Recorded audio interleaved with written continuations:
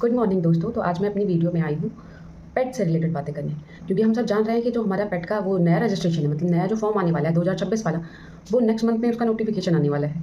तो जहाँ तक अक्टूबर तक उसका एग्ज़ाम भी हो सकता है, हो जाता है अगर पिछला रिकॉर्ड देखा जाए तो अगर अक्टूबर में आपका एग्ज़ाम है तो आपके पास बहुत ज़्यादा टाइम नहीं है, और हो सकता है कि आप पहली बार हो आपका पेट ये, या आप दूसरी या तीसरी बार ये पेट दे रहे हो।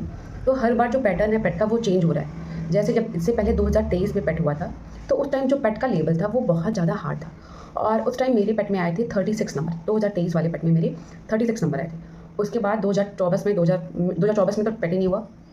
फिर 2025 में भी जो पिछला पेट हुआ, उसमें मेरे आए थे, उसमें मेरे आए हैं 73 नहीं 73 मेरे स्कोर थे, और नॉर्मलाइजेशन होने के बाद मेरे 71 हो गए थे वो स्कोर। हाँ, मेरे स्कोर थोड़े कम हो गए थे, और परसेंटाइल जो थी वो लगभग 95 या 96 परसेंटाइल था मेरा।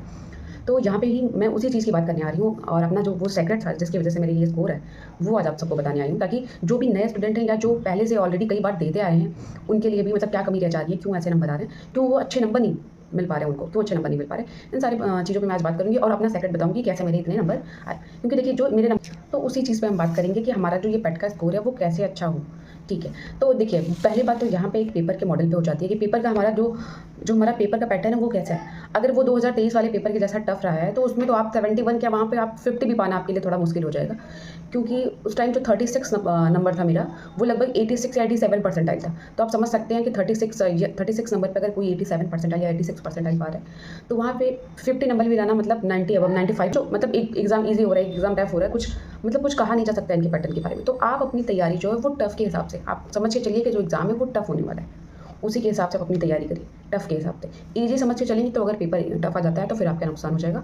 तो पेपर को टफ समझ के ही तैयारी करिए, ताकि अगर ईजी आए तो आप उसको आराम से कर पाएँ। तो अभी पहले बात कर लेते हैं हम एग्ज़ाम के सिलेबस की। सबसे पहले किसी भी चीज़ को जानने से पहले उसके सिलेबस को जानना ज़रूरी होता है। तो हम यहाँ पे पेपर के सिलेबस की बात करेंगे कि सिलेबस में है क्या-क्या। तो इंडियन हिस्ट्रीज़ में 5 क्वेश्चन है 5 नंबर का। फिर आता है हमारा, फिर इंडियन नेशनल मूवमेंट है 5 क्वेश्चन है 5 नंबर का। उसके बाद ज्योग्राफी है 5 क्वेश्चन 5 नंबर का। मतलब यहाँ पे हिस्ट्री हो गई, इंडियन मूवमेंट हो गया और ज्योग्राफी हो गया, सब में से 5-5 क्वेश्चन आएंगे, 5-5 नंबर के।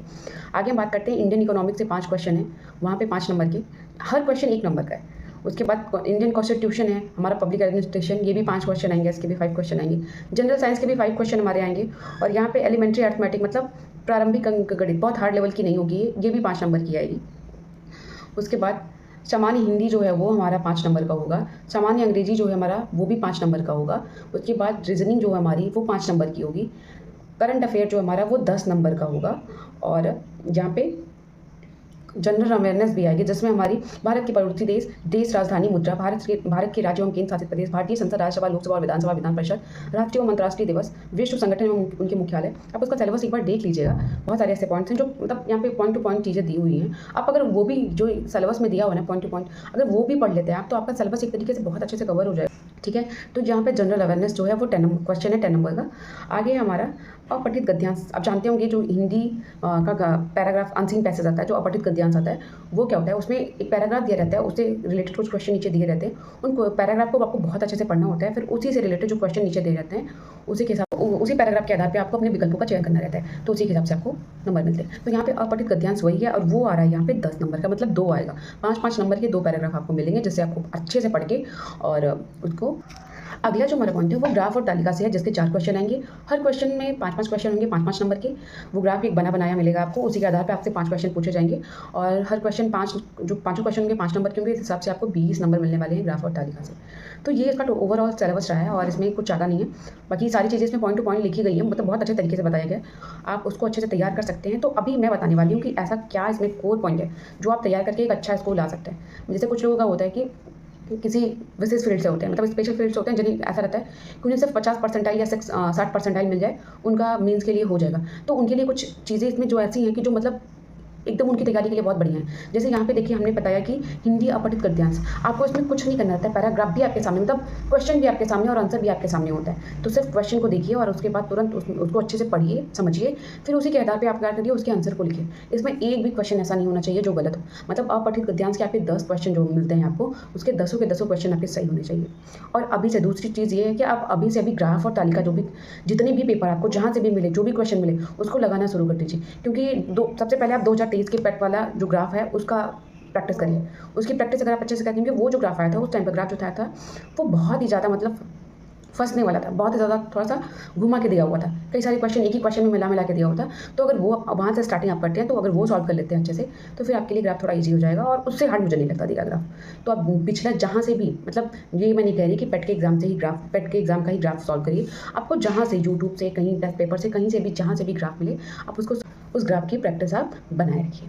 उसके बाद हम बात करते हैं यहाँ पे, ये तो हो गए हमारे 30 नंबर के। जैसे तीसरी चीज़ यहाँ पे देखिए, सामान्य हिंदी है। सामान्य हिंदी में जो यहाँ पे पॉइंट दिया गया ना, संधि, विलोम शब्द, पर्यायवाची वाक्यांशों में एक के लिए एक शब्द, लिंग, समश्रुत, भिन्नात्मक शब्द, मुहावरे, लोकोक्तियाँ, सामान्य शुद्धियाँ, लेखक एवं रचनाएं।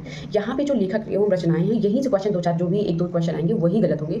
बाकी सारी जो चीज़ें हैं वो बहुत ही आसान लेवल की आती हैं। अगर आप एक बार हिंदी, जो यहाँ पे पॉइंट दिए गए, जो पॉइंट मैंने अभी आपको बताया, वो सारे पॉइंट आप अगर धीरे-धीरे किसी भी बुक से, कोई हिंदी की, कोई स्पेसिफिक बुक के बारे में बात नहीं कर रही मैं, किसी भी हिंदी की बुक से वो सारे पॉइंट पढ़ लेते हैं, तो आपके हिंदी में 10 नंबर में से आपके 7 नंबर तो कहीं नहीं जाने, आराम से मिल जाएगा।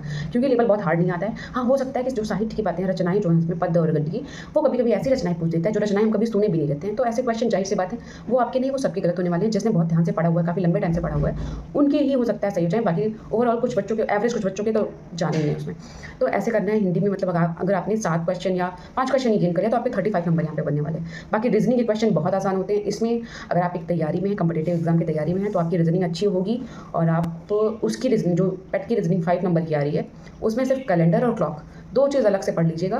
कैलेंडर और क्लॉक के क्वेश्चन 1 या 2 क्वेश्चन हर शिफ्ट में आते हैं, तो वो अच्छे से तैयार कर लीजिएगा। बाकी पेट की रीजनिंग में और आपको अलग से कुछ पढ़ने की ज़रूरत नहीं है। वो बाकी विस्तृत पढ़ने की कोई ज़रूरत नहीं है कि आप लूसेंट उठा लिए, लूसेंट पढ़ते जा रहे हैं, या हिस्ट्री, पॉलिटी, इकोनॉमिक्स, ज्योग्राफी की अलग-अलग किताबें उठा के आप उसे पढ़ रहे हैं, उसमें कवर करने की कोशिश कर रहे हैं, तो ऐसा आप बिल्कुल मत करिए। वो टाइम वेस्ट करने का है। अगर कोई आपका दूसरा एग्जाम है तो फिर आप पढ़िए, उसके साथ कोई दिक्कत नहीं है। पर अगर आप पेट के लिए पढ़ रहे हैं तो सिर्फ आप एमसीक्यू सॉल्व करिए, लगातार एमसीक्यू सॉल्व करिए। यहाँ आप लूसेंट की एमसीक्यू आती है, आप वो लीजिए, वस्तुनिष्ठ प्रश्न, मतलब प्रश्न करके आती है वो हिंदी में, मेरे पास होगी, अभी मैं दिखा देती आपको। तो वो पढ़िए आप लोग लगातार। और जहाँ पे बहुत सारी कोचिंग ऐसे इंस्टीट्यूट है जो अपनी एमसीक्यू वीडियो लेके आते हैं, एमसीक्यू पीडीएफ देते हैं, आप उसको लेके पढ़िए। क्योंकि यहाँ पे बहुत विस्तृत पढ़ने की जरूरत नहीं है आपको, सिर्फ एमसीक्यू पे फोकस करिए, चाहे वो हिस्ट्री का हो, पॉलिटी का हो, ज्योग्राफी का हो, इकोनॉमिक्स, किसी भी सब्जेक्ट का, साइंस, टेक, किसी का भी हो, आप उसके ऑप्शनल पे ज़्यादा जोर दीजिए और वहीं से पढ़िए। लास्ट बात यहाँ पे ये है कि आप कितना भी पढ़ लीजिए, आप बहुत कुछ पढ़ लीजिए, सब कुछ पढ़ लीजिए, पर जो एग्ज़ाम का प्रेशर होता है, वो चाहे वो बहुत बड़ा एग्ज़ाम हो या बहुत छोटा एग्ज़ाम, सब एग्ज़ाम में होता है ऐसा कि कंपटीशन एक बन जाता है कि कहीं मेरे साथी का मेरे से ज़्यादा ना आ जाए, कहीं जो मेरे साथ देने वाली है उसका मेरे से ज़्यादा ना आ जाए, ये इस चीज़ का प्रेशर रहता है। तो ये प्रेशर आप छोड़ के जाइए, क्योंकि ये प्रेशर किसी काम का नहीं है। ये सिर्फ आपके दिमाग में आपकी चीज़ों को ख़राब करेगा और आपके एग्ज़ाम का रिजल्ट जो है वो बेहद ख़राब कर देगा, बहुत ज़्यादा ख़राब हो जाएगा। क्योंकि मैंने ये चीज़ देखा है, बहुत टाइम से देखा है। तो अभी ये चीज़ का प्रेशर मेरे ऊपर नहीं रहता है कि किसका कितना स्कोर आने वाला है, मुझे लगता है मेरा कितना आने वाला है, सिर्फ इसी पे फोकस करना है। तो आप भी वही करिए, सिर्फ अपने रिजल्ट पे फोकस करिए। और एग्ज़ाम जब देने जाते हैं आप, तो सबसे बड़ा जो उसका, जो कहते हैं ना सफलता की कुंजी क्या होती है, तो एग्ज़ाम को सफल, मतलब एग्ज़ाम में सफल होने की सबसे बड़ी कुंजी होती है कि आप अपने स्ट्रेस को, ये जो परेशानी आप अपने दिमाग में लेके जाते हैं, उसको आप घर छोड़ के जाइए, उसको लेके जाने की ज़रूरत नहीं है। क्योंकि जो ये परेशानी आपको जो दिमाग में रहती है, वो आपके एग्ज़ाम, तो ये आपके एग्ज़ाम पे बहुत बुरा प्रभाव डालती है और आपके एग्ज़ाम को बेकार कर देती है। कभी कभी आपको आती हुई चीज़ें भी, कैसे होता है कि आपको आती हुई चीज़ें भी आपने गलत कर दी थी, क्योंकि मैं उस टाइम बिल्कुल स्ट्रेस फ्री थी, मुझे किसी भी बात की टेंशन नहीं थी और मुझे ये लगता था कि पेट में ठीक ठाक इतने नंबर आ ही जाने चाहिए, जिससे मतलब, और पता चला कि लेवल भी, क्योंकि मेरी सेकंड डे पे मेरा एग्ज़ाम था, तो पता चला कि लेवल भी ठीक ही ठाक आ रहा है। उससे पहले भी मैं बहुत तैयारी नहीं की थी, क्योंकि उसके पहले मैंने 2021-22 वाली पेट की तैयारी मैंने की थी। तो मुझे लगता था कि फिर नॉर्मल मैं सारी चीज़ें पढ़ती जा रही हूँ, वही चीज़ें, फिर अलग से कुछ तैयारी करने की ज़रूरत नहीं है। बस हाँ, दिमाग को स्थिर रखिए, आराम रखिए, खुशी से जाइए और बिना टेंशन के एग्ज़ाम को दीजिए। आपका एग्ज़ाम सच में बहुत अच्छा जाएगा। अगर आपने पहले पढ़ाई की है, ऐसा नहीं है मैं कह रही कि आपको बिना पढ़े एग्ज़ाम दे देना और आपका 71 नंबर या 96 परसेंटाइल ऐसे आ जाएंगे, तो ऐसा नहीं है। आप पढ़ते रहिए चीज़ों को, बहुत ज़्यादा स्ट्रेस के साथ पढ़ने की ज़रूरत नहीं है। आप जितने अच्छे से पढ़ेंगे, जितने खुश होकर पढ़ेंगे, जैसे कि कोई काम जब हम बहुत खुश होकर करते हैं, वो काम आसानी से बीत जाता है और उस काम का बोझ भी हम पे नहीं पता चलता है। तो ऐसा ही एग्ज़ाम के साथ भी होता है। एग्ज़ाम को आप खुशी से दीजिए, आपके अच्छे नंबर आएंगे और बहुत ही अच्छा स्कोर आएगा। बाकी मैं अपना रिजल्ट यहाँ पे लगा दूँगी और आप सब देख लीजिएगा। बाकी अगर कोई नई अपडेट आती है, जैसे ही कुछ नया इसमें सुनने को आता है, समझने को आता है, तो मैं आपके साथ एक नई वीडियो के साथ जुड़ूंगी। तो अभी के लिए गाइस करते हैं बाय बाय और जय श्री राम।